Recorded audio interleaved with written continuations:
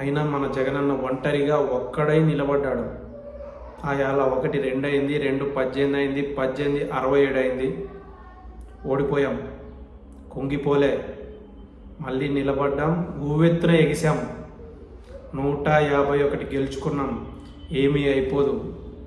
పగలు చీకటి, ₹1 బిళ్ళకి 2 సైడ్లు ఎలా ఉంటాయో గెలుపు ఓటములు కూడా అంతే.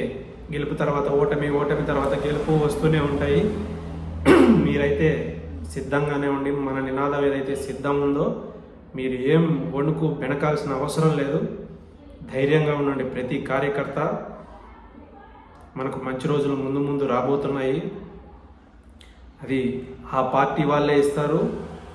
వాళ్ళు చెప్పిన హామీల రూపంలోనే మనకు తిరిగి బాణాలను సంధించే అవకాశం దొరుకుతుంది. ప్రతి ఒక్క కార్యకర్త ధైర్యంగా ఉండండి. రాబోయే రోజులు